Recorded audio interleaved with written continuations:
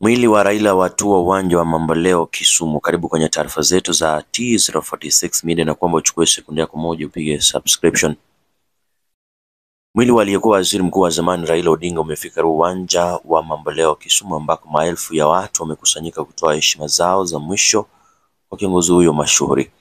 Shughuli hii ilianza asubuhi Jumamosi Oktoba tarehe 18 mara tu baada ya ndege ya kijeshi iliyobeba mwili wake kutua karibu uwanja wa ndege wa kimataifa wa Kisumu. Kutoka hapo mwili wake ulisafirishwa kwa helikopta hadi Mamboleo kutazamwa na umma.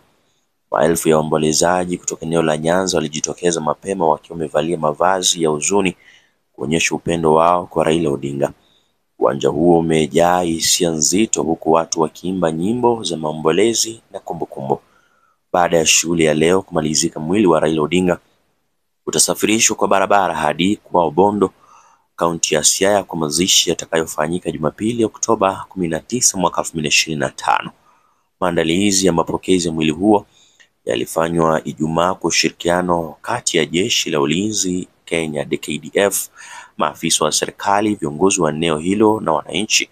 Naibu Rais Kithure Kindiki ambaye ni mwenyekiti wa kamati ya maandalizi ya mazishi aliwahamasisha wananchi kuwa wameketi kufikia saa 1 asubuhi ili kuhakikisha shughuli zinaendelea kwa heshima na utulivu. Ndizo taarifa za hivi sasa. Tunarejea na matukio mengine zaidi usikwende mbali.